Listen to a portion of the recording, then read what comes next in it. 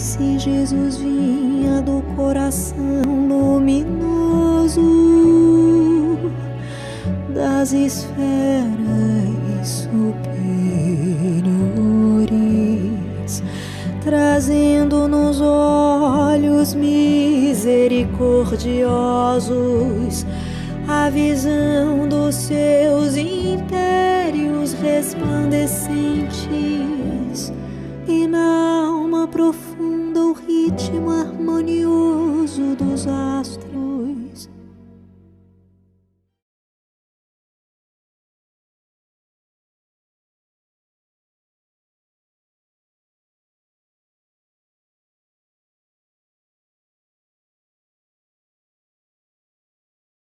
Bom dia a todos. É com muita alegria que nós recebemos todos vocês na nossa casa.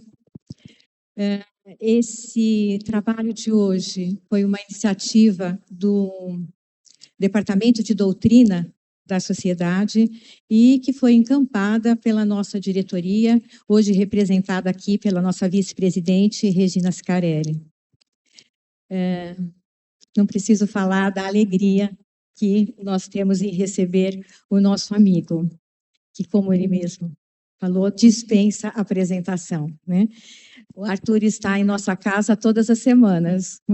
Estamos aí ouvindo, bebendo essas palavras e tentando incorporar na nossa vida, na nossa rotina. A iniciativa desse seminário sobre a mediunidade, né, uma mensagem aos médios, porque essa é uma preocupação bastante séria, não só da coordenação, né, da doutrina da casa, mas eu acredito que de todas as casas, né, estimular, renovar conhecimentos, informações, é muito importante, e, de certa forma, acabar unindo todos os grupos, todos os médiuns, né, todos os dialogadores, trabalhando numa mesma sintonia. Então, o nosso pedido ao Arthur foi que ele trouxesse essa mensagem aos médiuns. E como todos somos médiuns, serve para todos nós, né? Mas queremos agradecer, Arthur, mais uma vez a sua presença, com muita alegria, e esperamos que fale bem alto, né, no coração de cada um de nós aqui essa mensagem. Vamos fazer, então, a prece para iniciarmos o nosso trabalho. Então, convido vocês a fecharem os olhos, a respirar, agradecendo, Pai, por estarmos aqui reunidos nesse momento de aprendizagem. Que esse seminário nos traga luz, entendimento e fortalecimento espiritual. Ampara nosso irmão Arthur e ajuda-nos a ouvir com atenção e de coração aberto. Fica conosco, Pai, e abençoa esse encontro. Pai nosso que estás nos céus, santificado seja o vosso nome. Venha a nós o vosso reino e seja feita a vossa vontade, assim na terra como no céu. O nosso de cada dia dai-nos hoje. Perdoa, Pai, nossas dívidas, assim como perdoamos a quem nos tem ofendido. E não nos deixes cair em tentação, e livra-nos do mal. Que assim seja, Senhor, que assim seja.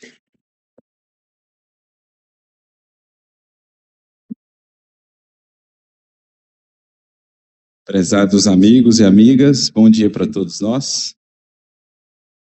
Que o Senhor nos abençoe com a sua paz, que sintamos-nos envolvidos pela presença amiga dos benfeitores espirituais da casa, de cada um de nós, e que saibamos ofertar a eles um terreno propício para a sua sementeira, um campo fértil para receber as sementes divinas do Evangelho e do Consolador. Para mim é uma alegria estar aqui nesta casa, mais uma vez, uma casa co-irmã a Obreiros do Bem de São Carlos, né, casa da qual participamos, e podemos ver a casa assim repleta, é sempre uma alegria vermos o nosso movimento pujante, esses encontros, esses momentos de reunião, de aprendizado e de confraternização, onde não só nos nutrimos com o pão do conhecimento espiritual, mas também com o pão da amizade, da fraternidade, que são absolutamente essenciais para a nossa jornada. E nós vamos conversar hoje sobre um tema deveras importante para nós no Espiritismo, apenas para nos planejarmos aqui. A ideia é que façamos um primeiro momento de mais ou menos 1 hora de fala, depois teremos um intervalo de 30 minutos, retornaremos para 30 minutos de fala e depois mais cerca de 30 minutos para respondermos a algumas perguntas que nos serão feitas. E em se tratando de mediunidade, o primeiro ponto a reconhecermos é que a mediunidade não é do Espiritismo.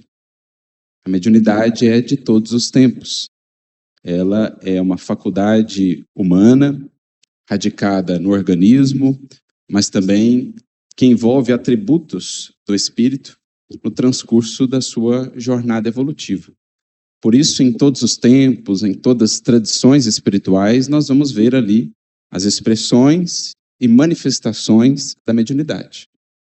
Contudo, no Consolador, nós temos uma abordagem muito específica em torno da mediunidade, porque é o Espiritismo, dentro de suas bases filosóficas, racionais, que vai dar à mediunidade uma abordagem, um tratamento estruturado em torno do conhecimento dos fenômenos, dos processos, das nuances, portanto, uma abordagem racional, numa fé raciocinada, que é um dos eixos da doutrina espírita, como sabemos, uma abordagem racional em torno do fenômeno mediúnico, para que ele não seja simplesmente o que os espíritos denominam como mediunismo, ou um exercício da mediunidade puramente empírico, sem orientação, sem compreensão do processo, do próprio ser, o médium, da interação com o mundo espiritual, com os espíritos,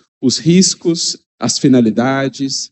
Sem essa clareza que o Espiritismo nos traz, muito facilmente temos nos perdido ao longo dos séculos nesse intercâmbio ou nessa interação, fazendo dela apenas um jogo de interesses, um movimento de curiosidade, deixando-nos levar pelos riscos associados a esse processo, quando realizado sem a devida compreensão, sem o devido entendimento do que ele seja. Então, o Espiritismo vai dar uma estruturação, vai propor uma abordagem racional, lúcida, em torno desse fenômeno que é tão antigo quanto a própria humanidade. Desde os primórdios da humanidade, nas civilizações mais rudimentares, ali já veremos, digamos, os indícios iniciais, as expressões incipientes do fenômeno mediúnico. Mas estava reservado aos tempos do Consolador, ou ao Consolador propriamente dito, trazer toda essa clareza no exercício, no momento até em que a mediunidade ganha um caráter mais universal, como também foi previsto, e os Espíritos nos dizem, com o Consolador, como que se ganha, no âmbito da mediunidade, um caráter de mais universalidade, preparando novos tempos para a humanidade terrestre, preparando, enfim, a era do Espírito. Mas não só isso. O Espiritismo não traz apenas uma estruturação racional no que concerne a mediunidade. Ele traz também, e talvez isso seja o mais importante, uma proposta moral de exercício da mediunidade. Isto é, refletir muito bem sobre as intenções, sobre as finalidades, sobre os meios de exercício da mediunidade, para que ela seja, de fato, recurso de crescimento para o médium e para aqueles que, de alguma maneira, se beneficiarão do seu exercício, da sua faculdade. Sejam espíritos desencarnados, sejam os próprios encarnados. Então, o Espiritismo, ele traz, digamos, esses fundamentos essenciais para a mediunidade. O aspecto racional, na compreensão, no estudo do fenômeno e todos os desdobramentos do fenômeno, mas principalmente o aspecto moral, o exercício da mediunidade à luz do Evangelho, à luz dos princípios que o Cristo nos traz no Evangelho, para que dela, da mediunidade, façamos de fato uma oportunidade de redenção, de sublimação de nós próprios e de auxílio àqueles que estiverem ao nosso redor, em maior ou menor escala, a depender da natureza da tarefa do médium. Aqui vale lembrar que, embora não sejamos todos médiuns ostensivos, né, dentro daquela definição que Kardec traz em O Livro dos Médiuns, item 159, quando ele traz basicamente duas definições complementares de mediunidade, a mediunidade lato sensu e a mediunidade stricto sensu, nem todos serão médiums stricto sensu, onde a faculdade é ostensiva, é expressa, é evidente, mas todos seremos médiums lato sensu, no sentido mais amplo, porque no fundo mediunidade tem a ver com intermediação. E somos todos chamados a intermediar o pensamento do Cristo no mundo.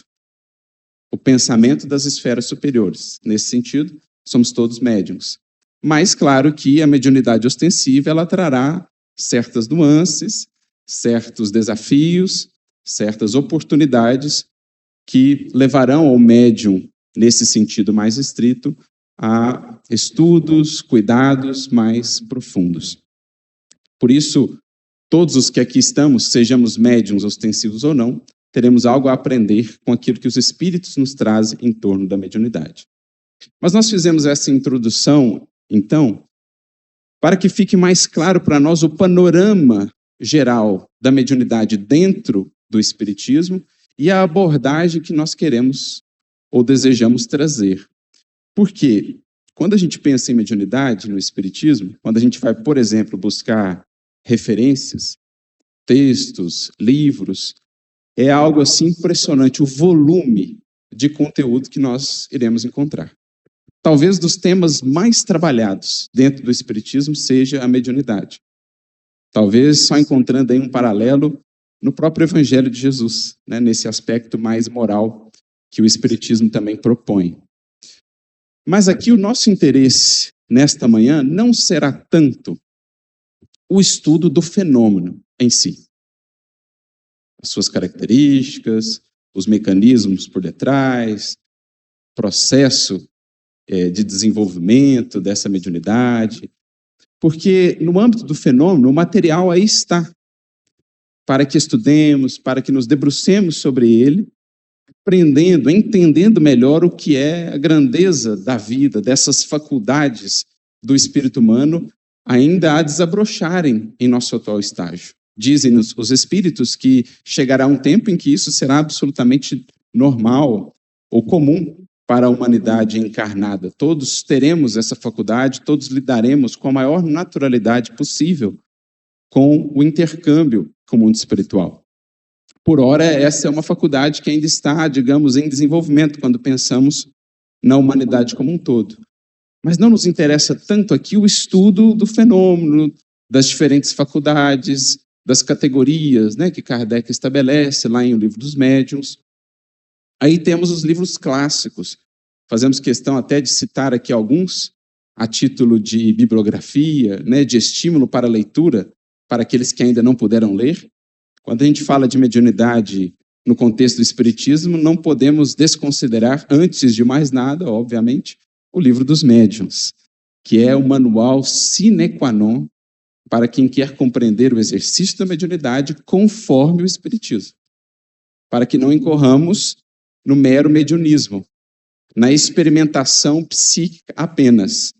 Como nos diz Emmanuel, entre fazer psiquismo e resolver questões para a vida eterna, há uma imensa diferença.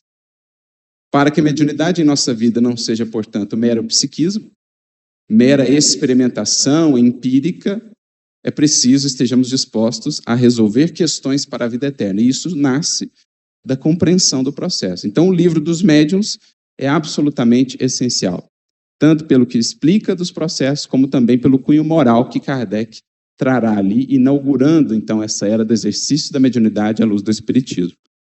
Não podemos deixar de esquecer também de alguns dos clássicos, dos quais citaremos um aqui, No Invisível, de Leon Denis.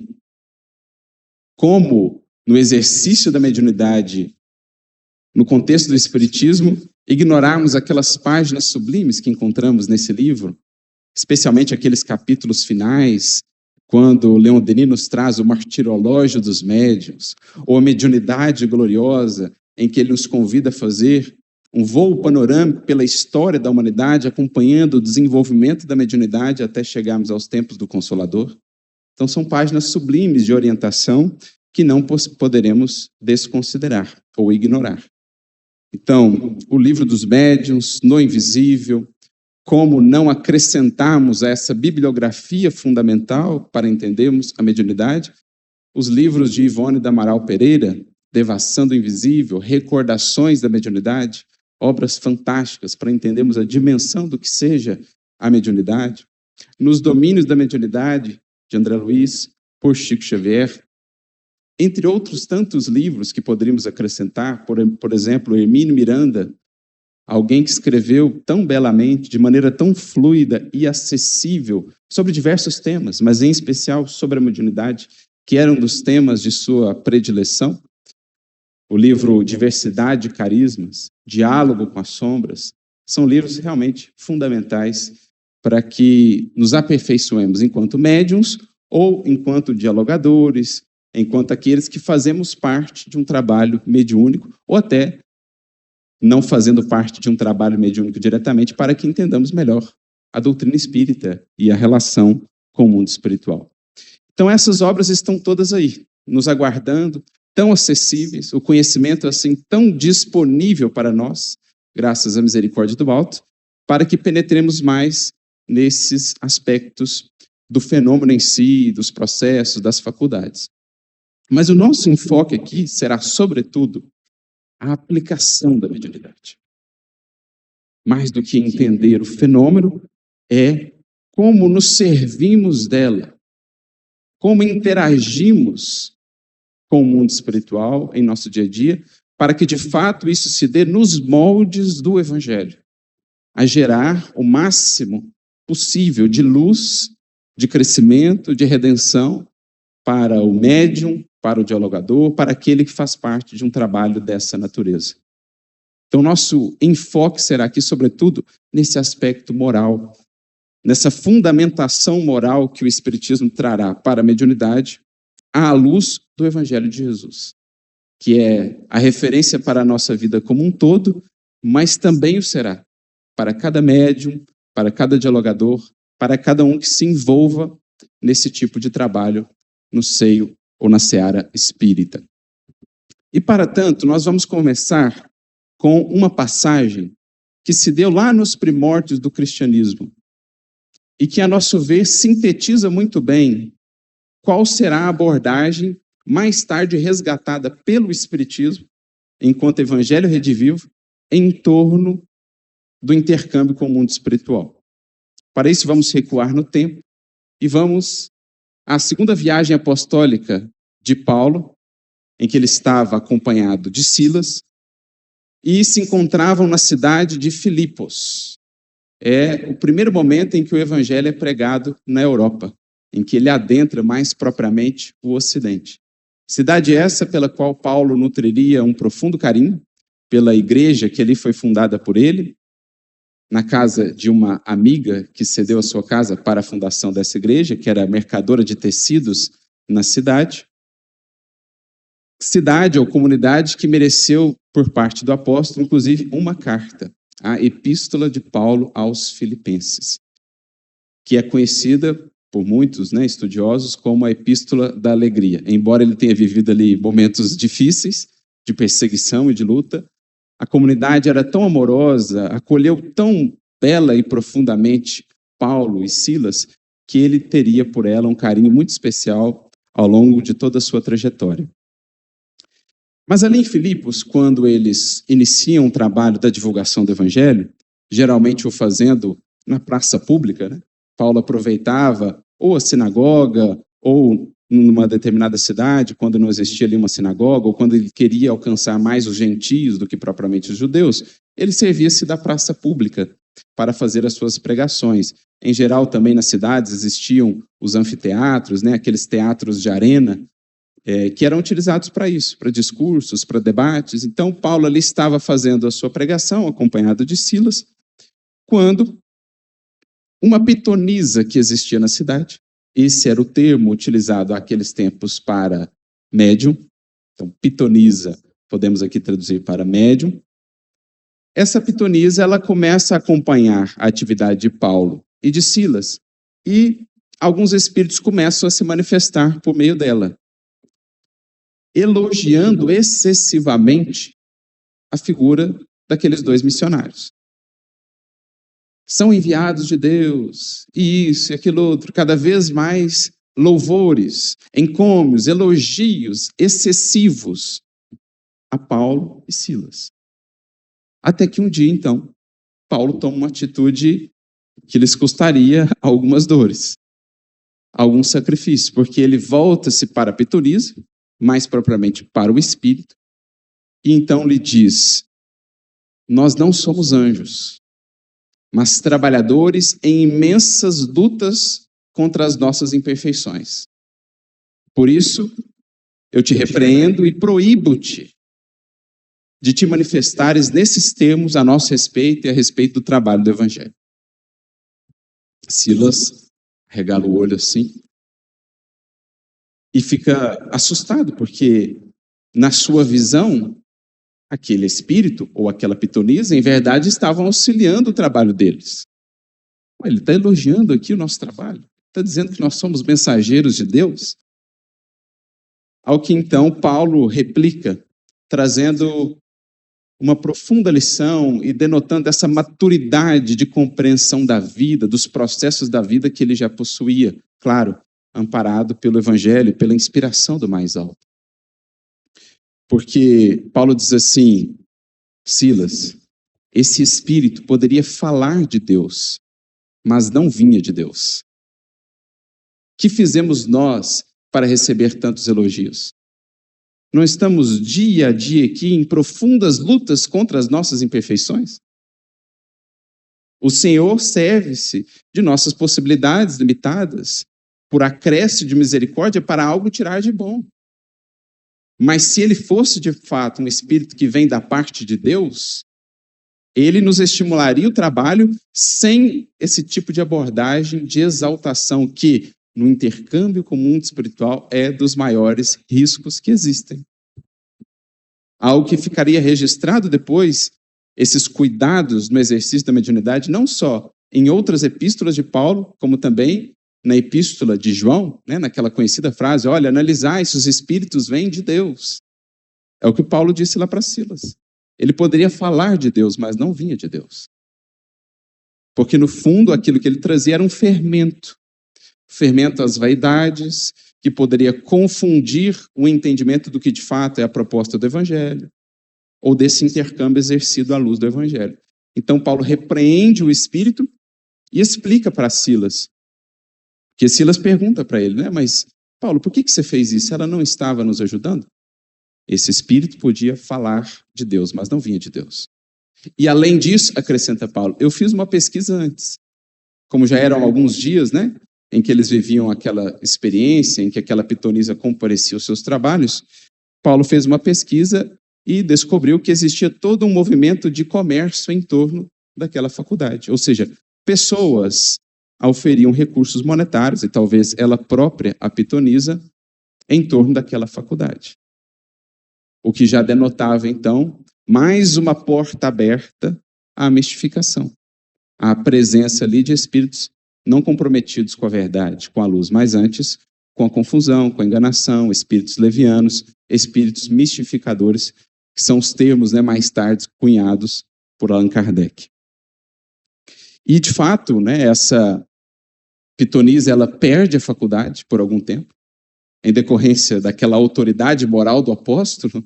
Os espíritos se afastaram e ela fica sem a faculdade. O que levou àqueles que se beneficiavam daquela faculdade a ficarem extremamente irritados com o apóstolo e iniciarem um movimento que acabou culminando na prisão dele e de Silas.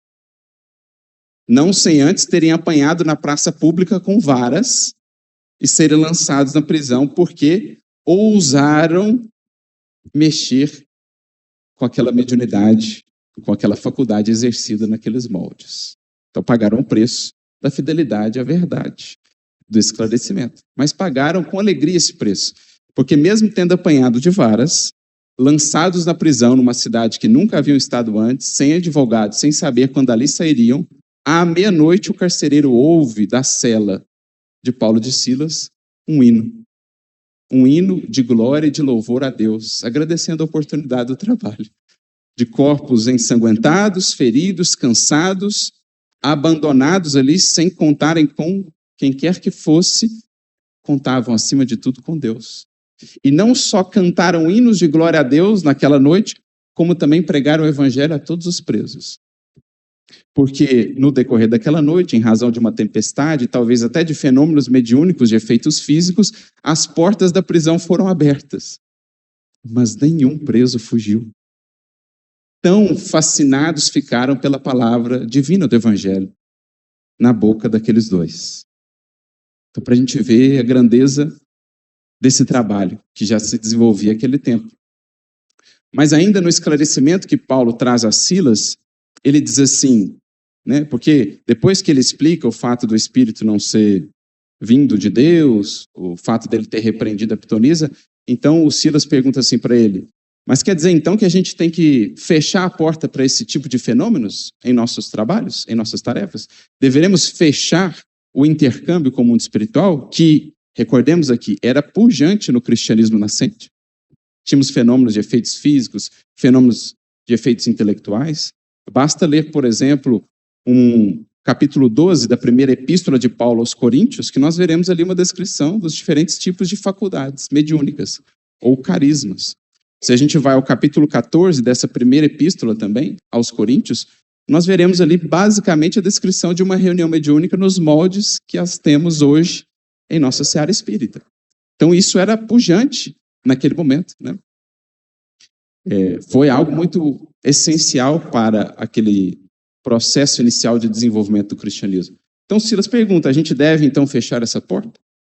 Ao que Paulo então responderá, o cristianismo sem o profetismo seria um corpo sem alma.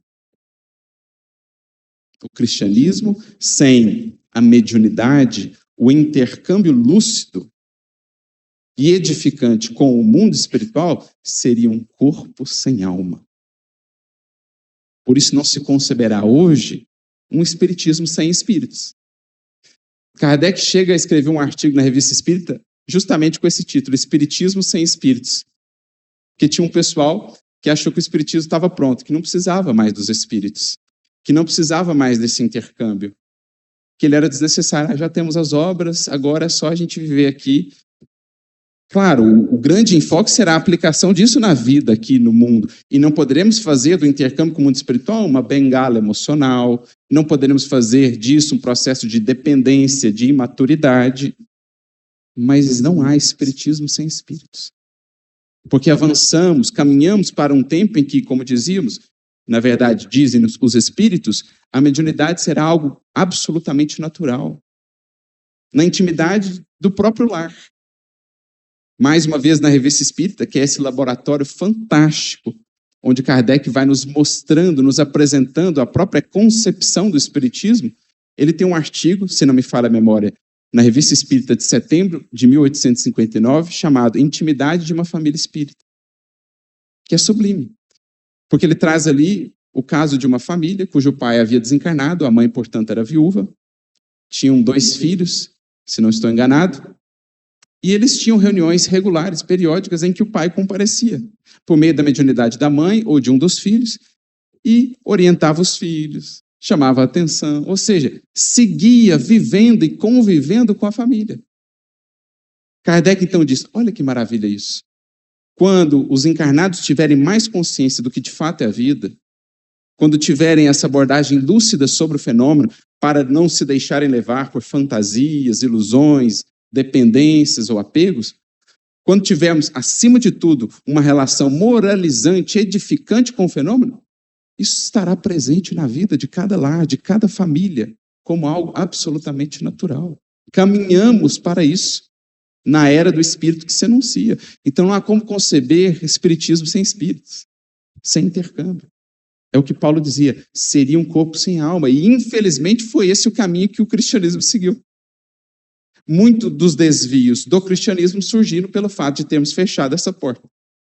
À medida que fomos institucionalizando a vivência cristã, dando mais expressão, mais importância à forma, aos rituais, às hierarquias do que a vivência fraterna e a comunhão com o mais alto, o cristianismo foi se perdendo nos seus caminhos, afastando-se do que era mais central. Aquele intercâmbio que era tão pujante nos primeiros séculos do cristianismo foi se perdendo e foi sendo até demonizado. Foi sendo proibido até. Quando exerceu um papel tão fundamental naquele princípio. Basta recordar o que nós tínhamos, por exemplo, na comunidade de Antioquia, quando Paulo lá estava com Barnabé. Diz Emmanuel que aquela igreja de Antioquia foi uma das mais fecundas e ricas do cristianismo nascente, mais até do que a Casa do Caminho. Porque era tal a comunhão de pensamentos que existia ali, a fraternidade reinante, que os fenômenos mais sublimes se exerciam, inclusive o fenômeno de voz direta, que foi aquele por meio do qual Paulo foi chamado à sua primeira viagem apostólica, juntamente com Barnabé. Separa Paulo e Barnabé para nós. De onde via isso? Fenômeno de voz direta. Os espíritos falavam na casa e todo mundo ouvia, médium ou não. Por quê? Por causa da centralidade, da essência do cristianismo, do evangelho, que era levada a termo. Então, esses movimentos foram muito importantes. E aí o cristianismo acabou escolhendo um caminho apartado desse intercâmbio e perdeu muito da sua vivacidade, da sua fecundidade e até mesmo do norte que poderia ter nas interpretações mais adequadas do evangelho. E aí a gente criou toda uma interpretação, uma construção em torno da mensagem de Jesus muito distanciada do cerne daquilo que ele queria nos dizer. Então é o que Paulo já previa lá atrás. O cristianismo sem o profetismo seria um corpo sem alma. Se fecharmos a porta de acesso à esfera do mestre, como receberemos seus ensinos? Os sacerdotes são humanos e os templos são de pedra. Que seria de nossa tarefa sem as luzes do plano superior? Se nós ficarmos gravitando só entre nós, né? Se nós ficarmos em círculos apenas no vale em que nos encontramos, sem a fecundação do que chega do mais alto, muito pouco poderemos produzir de novo que nos leve à ascensão. Então precisamos dessa fecundação, dessa nutrição que vem do mais alto. Seja na mediunidade mais direta, por meio dos livros, por exemplo, seja na mediunidade mais sutil, por meio da inspiração, da preparação daquele que se faz mais apto a captar as inspirações sutis do plano espiritual dos benfeitores. Então Paulo já previa isso e diz mais à frente ainda nessa orientação a Silas, que ninguém poderá fechar as portas de comunicação com o céu, porque o Cristo está vivo e nunca morrerá. A mediunidade, portanto, bem exercida contente, será essa porta mais ampla de acesso ao Cristo, por meio dos seus benfeitores, dos seus mensageiros, que nos amparam a todos. Então, essa cena como um todo, ela descreve muito do que o Espiritismo resgataria mais tarde. Aquela via da qual o cristianismo se apartou no intercâmbio lúcido e baseado no amor, na verdade, na luz com o mundo espiritual, o Espiritismo vai resgatar agora, trazendo ainda mais entendimento, porque avançados séculos à frente, tínhamos mais aquisições da filosofia, do entendimento humano, da própria ciência e mesmo do entendimento espiritual, para que pudéssemos agora lidar com aqueles fenômenos todos com ainda mais clareza e entendimento, para que fosse o seu exercício ainda mais edificante. Então, é isso o que nós gostaríamos de enfatizar aqui, mais do que a preocupação com o fenômeno em si, a aplicação, entender a sua função para os que aqui estamos encarnados e como nos caberá aplicar isso para a edificação pessoal, do médium ou daquele que está envolvido com esse trabalho e também daqueles que se beneficiarão disso. E para nortear, então, as nossas considerações, nós vamos recorrer a um texto do nosso querido Emmanuel, que faz parte do seu primeiro livro psicografado por intermédio de Chico Xavier. o livro recebe o título justamente de Emmanuel, porque é como se fosse um cartão de visitas de Emmanuel. E é ali, nessa obra, em que ele traz algumas das suas abordagens assim mais enérgicas, mais firmes em relação a determinados temas mais sensíveis. Por exemplo, a própria mediunidade. Então, isso lá ainda na década de 30, né, quando o Chico ainda iniciava a sua tarefa mediúnica, nós temos essa obra em que, no capítulo de número 11, Emmanuel nos traz um texto dividido em subtópicos, cujo título será justamente Mensagem aos Médiuns. Então, ali ele trazia uma mensagem a todos os médiuns, dos quais o primeiro a receber era justamente o próprio Chico Xavier. É como se ele estruturasse junto ao Chico o que seria a tarefa de muitos e muitos anos que teriam pela frente. Tarefa desafiadora. Então, o trabalho de preparação, né, de construção do médium, que a gente pode ver ou acompanhar melhor por meio de obras que nos trazem algo desses bastidores. Em geral, olha-se para o médium lá, né, junto às multidões, por meio das obras sublimes. Em geral, vê-se essa face mais, entre aspas, brilhante da mediunidade. Pouco se analisa ou se estuda os bastidores de sacrifício, de renúncia, que são a alma da mediunidade, do exercício mediúnico. Então, nós temos algumas obras que são bastante elucidativas nesse sentido. Uma delas, que é muito especial, chama-se Testemunhos de Chico Xavier, uma obra escrita pela Sueli Caldas Schubert, em que ela compartilha algumas das cartas trocadas entre Chico e o Vantuil de Freitas, que era o presidente da Federação Espírita Brasileira à época. E ali o Chico abre o coração, em muitos momentos. Vemos um Chico dos bastidores, né? Aquele Chico que revela as dificuldades, as lutas, que às vezes, né, confessa ali determinadas dores e tal. Então, uma obra realmente muito importante. E a gente vê também orientações que Emmanuel ia passando para ele a respeito daquela tarefa que se iniciava, mas que demandaria anos e anos para que realmente pudesse se consolidar e repercutir nos frutos tão dadivosos que nos ofertou. Então, ali a gente tem, por exemplo, essa definição, né, que Emmanuel traz para o Chico a respeito do que é a mediunidade exercida à luz do Evangelho. Ele diria, o médium, Chico, tem que ser tal qual um cais, estável, resistindo ao choque das ondas no mundo. As ondas das ilusões, as arremetidas da sombra, as tentações de encarnados, desencarnados. O cais, ele precisa estar firme para receber o desembarque das ideias vindas das esferas superiores. Então, o trabalho do médium é, sobretudo, firmar-se internamente em bases sólidas, morais, de conhecimento, de segurança, para que ele seja um cais útil ao desembarque das ideias superiores. E é o que a gente vê Chico fazendo ao longo de tantos anos, né? Se trabalhando internamente, se esforçando imensamente para ser esse cais. Mas ele mesmo diria, nessa mesma obra, há dias em que me sinto desencarnar sob a pressão das duas esferas.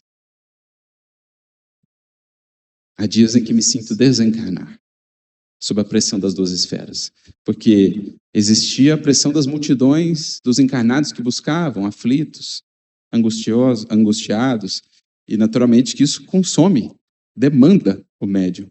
Mas imaginemos também as pressões psíquicas do mundo espiritual, tanto dos espíritos aflitos em necessidade, como daqueles outros que ainda operavam contra a luz. Então, para a gente conhecer melhor esses bastidores, outra obra que nos traz algo disso é o livro Deus Conosco, coletânea de mensagens de Emmanuel recebidas no culto íntimo da família Joviano, na Fazenda Modelo, né? Rômulo Joviano, a família Joviano, juntamente ao Chico. Ali eles recebiam muitas mensagens de caráter mais privado, do Emmanuel, do Neo Lúcio, que era o Arthur Joviano, pai do Rômulo, já desencarnado. E ali a gente vê muitos desses bastidores, da recepção das obras, das lutas mediúnicas do Chico, o Emmanuel trazendo as orientações, porque isso foi revelado, né, mais tarde pela Wanda, que era a filha do Rômulo. Ela compartilhou esse material conosco para que a gente pudesse conhecer melhor o teor dessa tarefa.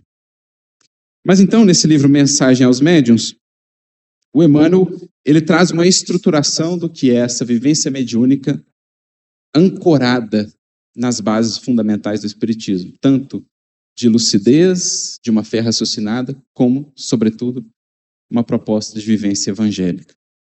E ele vai dividir aqui por subtópicos, que creio seja útil a gente poder ir trabalhando gradualmente para podermos penetrar no que é a essência dessa vivência mediúnica e dessa mensagem que ele queria transmitir aos médiuns, sendo Chico o primeiro deles.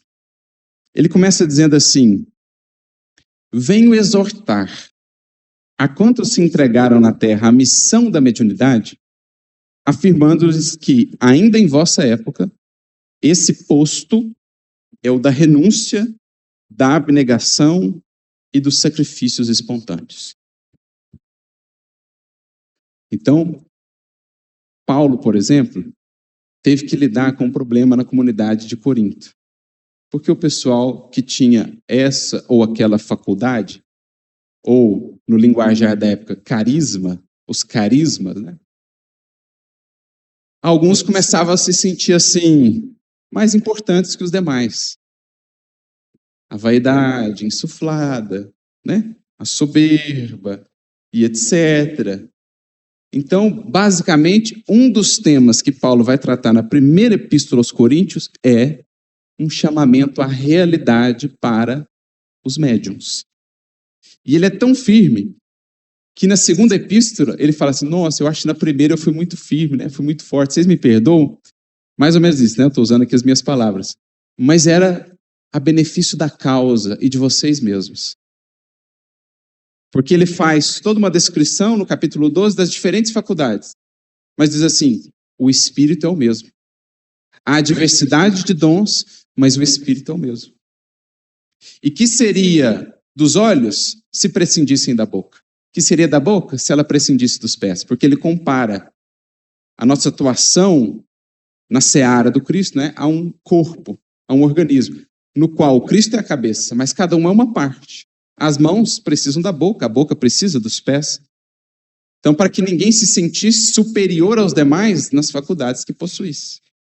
E aí, logo depois desse capítulo 12, ele traz o 13. Que é aquele hino ao amor, e não a qualquer amor. O amor ágape, o amor sacrificial, o amor de renúncia, o amor aliado à humildade, o amor que realmente enobrece e engrandece a alma. E ele diz assim: sem esse amor, você pode ter todas as faculdades, todos os dons, todo o conhecimento, toda a fé. Você não terá nada. Se eu não tivesse esse amor, eu nada seria, nada teria. Ainda que falasse a língua dos homens e dos anjos. Ainda que tivesse todos os dons, conhecesse todos os mistérios, toda a ciência. Ainda que desse o meu corpo para ser imolado, se eu não tivesse esse amor, eu não teria entendido a essência da mensagem de Jesus. Então, é o mesmo que Emmanuel está dizendo aqui.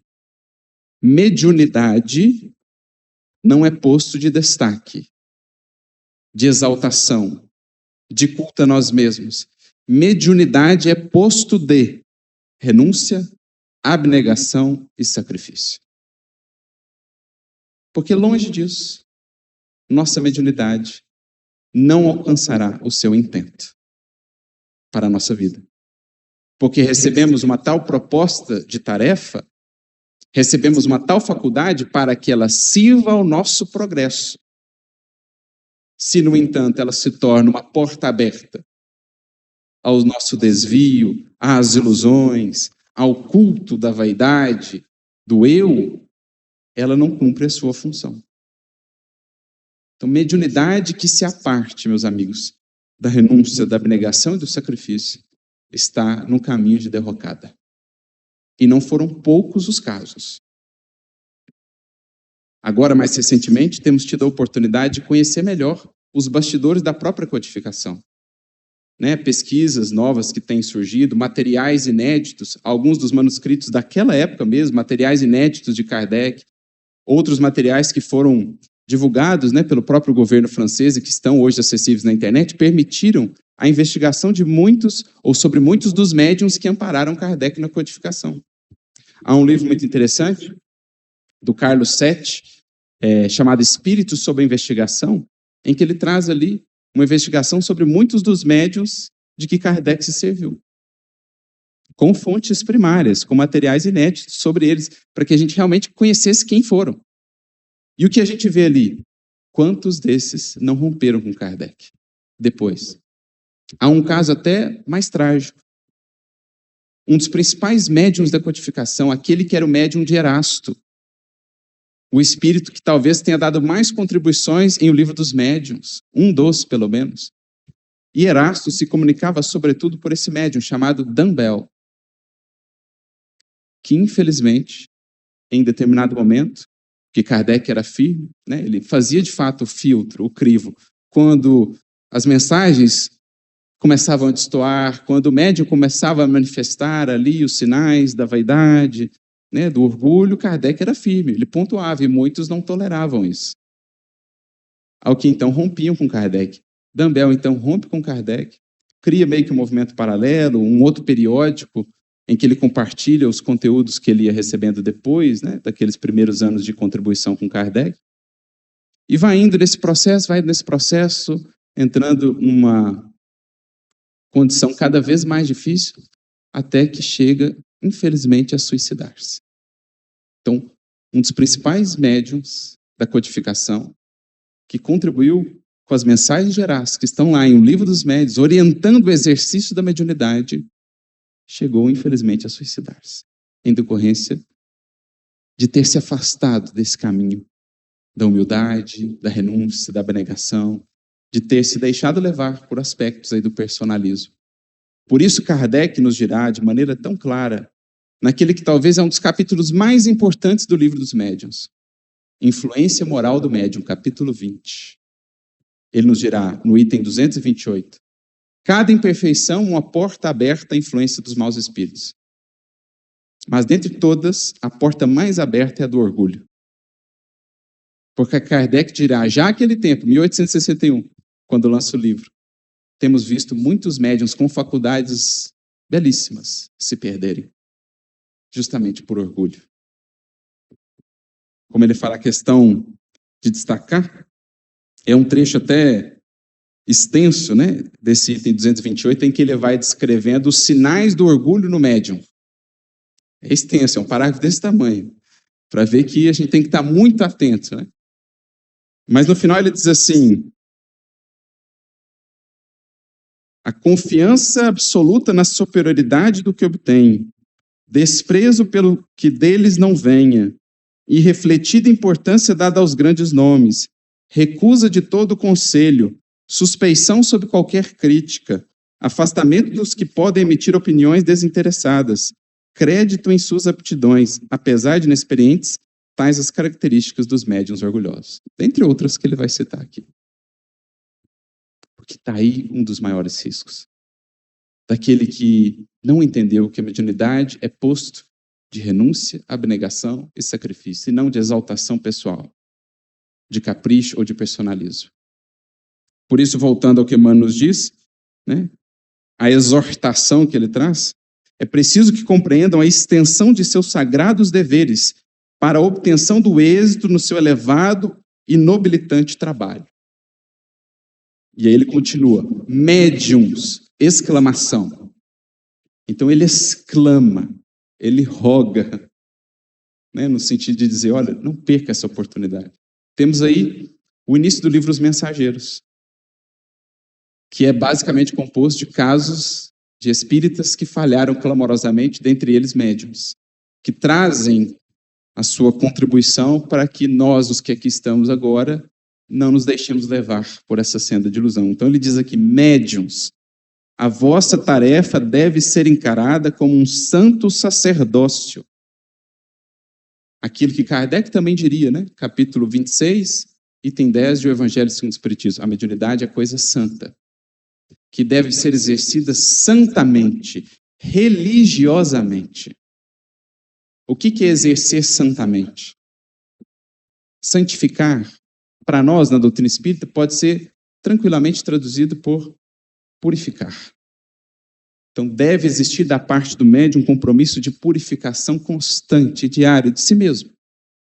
de melhoria da sua instrumentalidade para ser mais útil aos espíritos superiores, mas também para que ele tire da mediunidade justamente o que ela visa, a sua melhoria.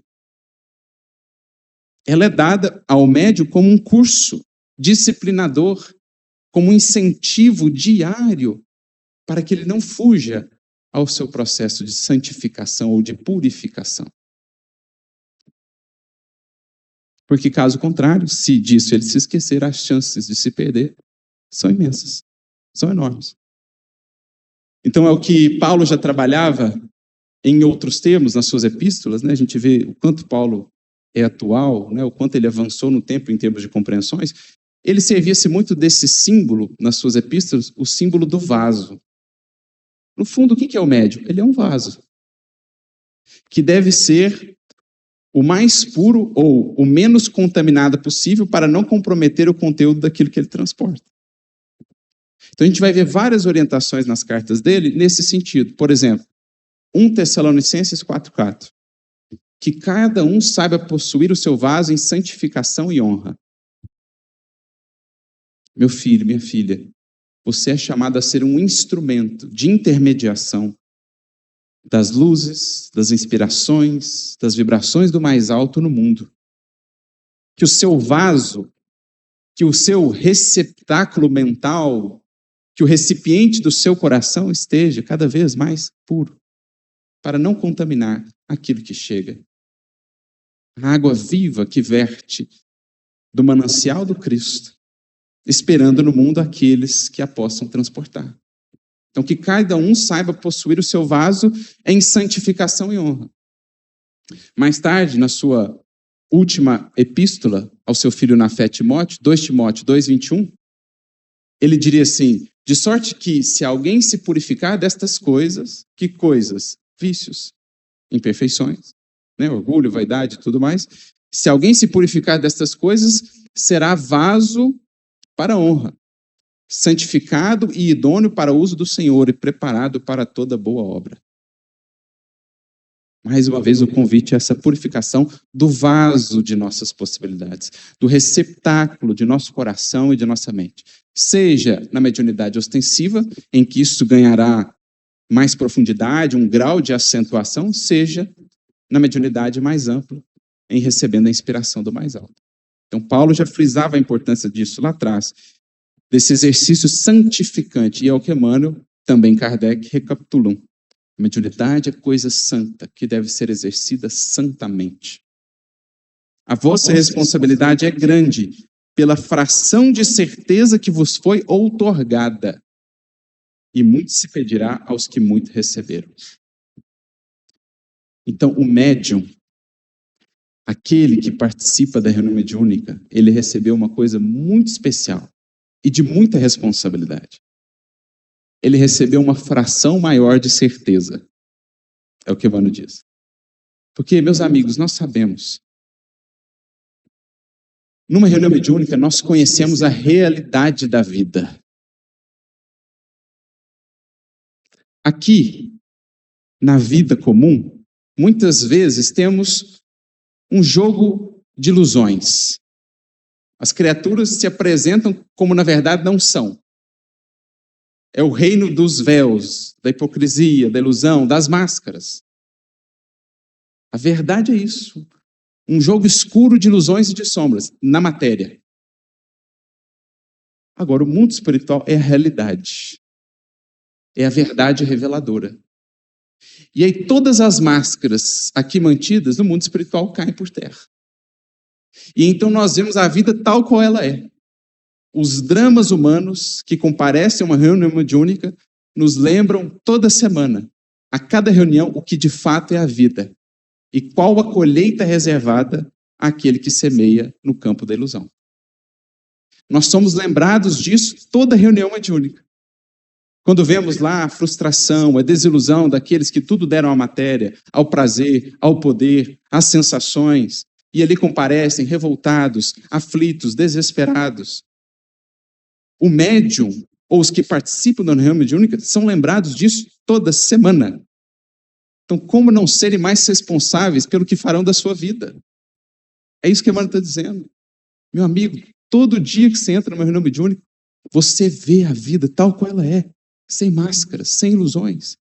Colhe paz e luz aquele que semeou a contento. Colhe desilusão, amargura e angústia aquele que viveu o jogo das ilusões da matéria. Então lembra-te disso. Aplica isso na sua vida. A mediunidade é um lembrete diário, constante para o médium disso, da vida real.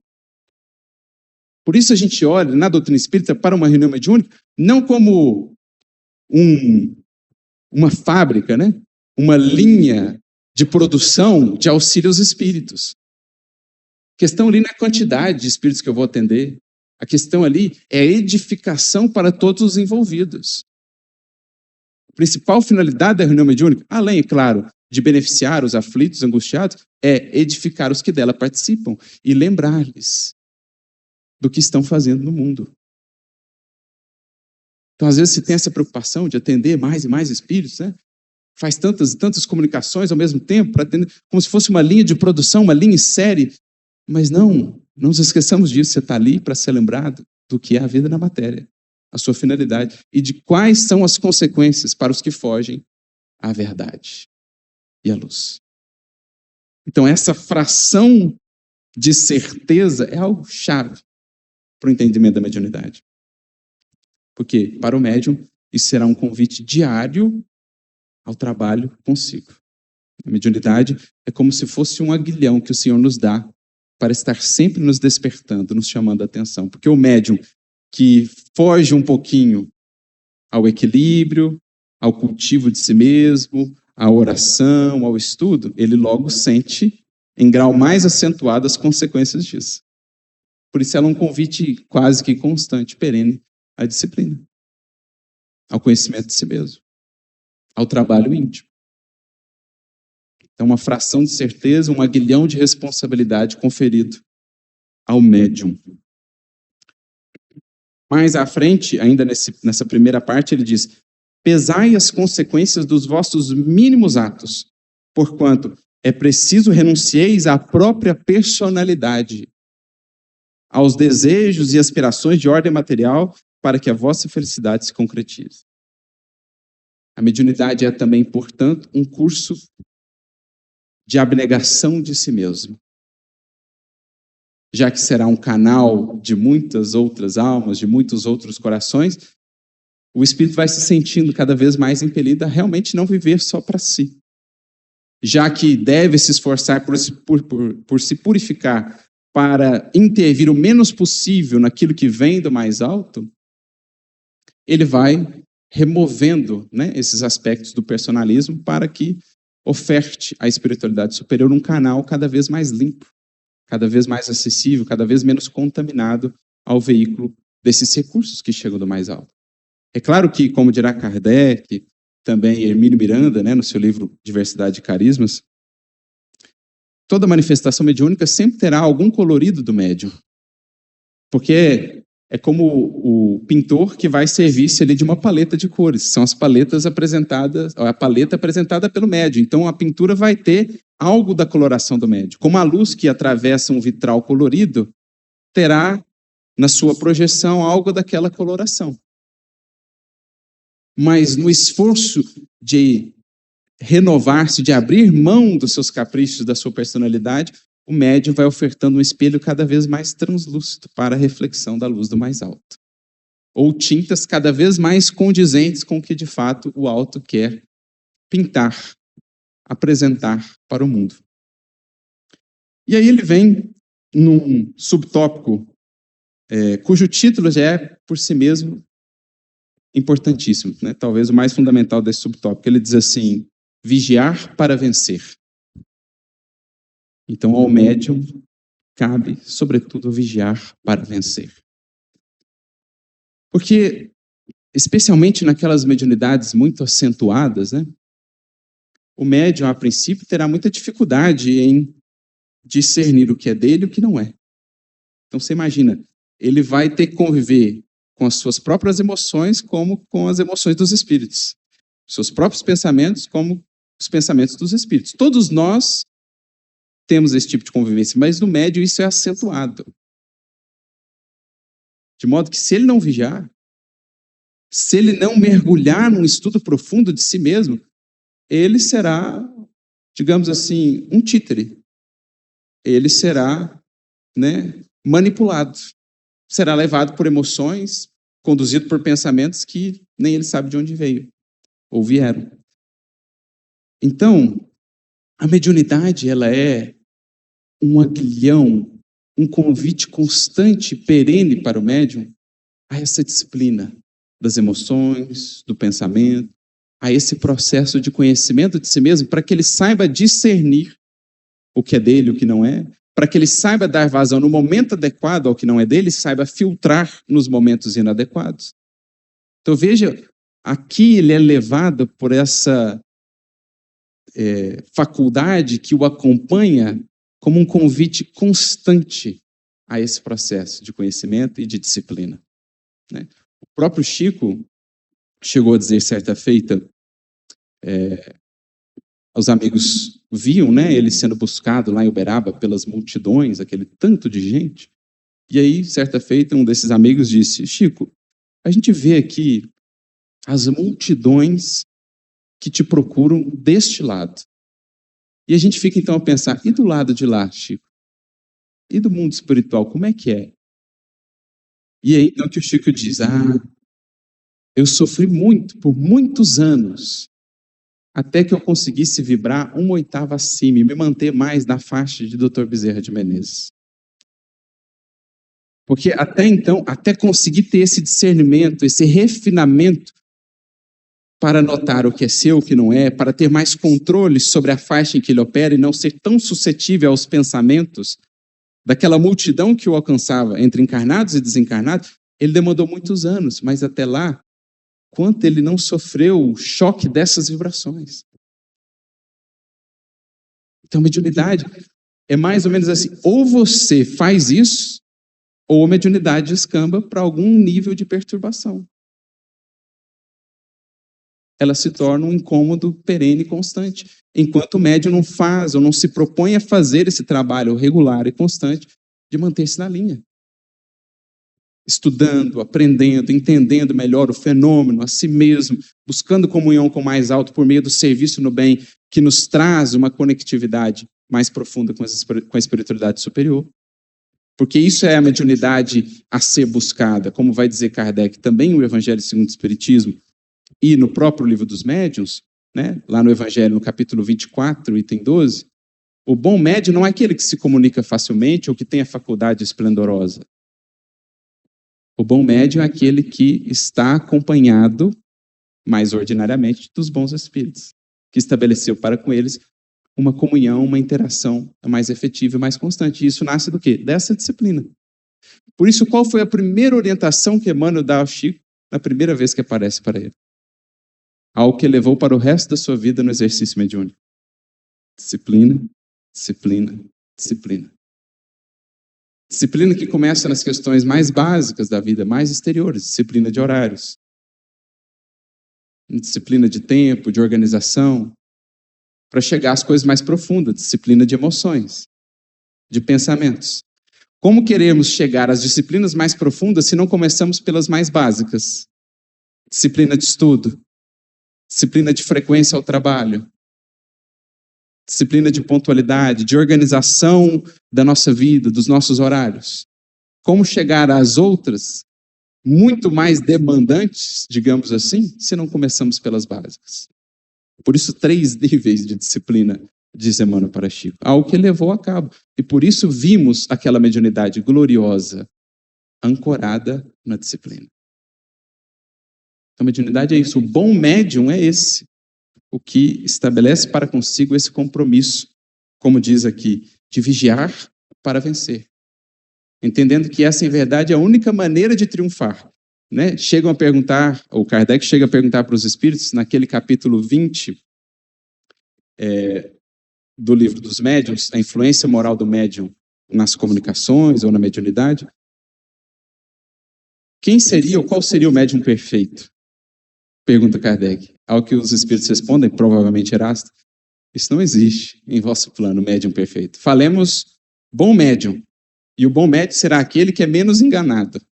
diz Erasto. Por quê? Porque está mais comprometido com o estudo e com o conhecimento de si mesmo. Portanto, vigiando, atento, menos suscetível a cair no laço das ilusões, das mistificações, que nascem ou da ignorância ou das paixões, né? Do orgulho e da vaidade, sobretudo.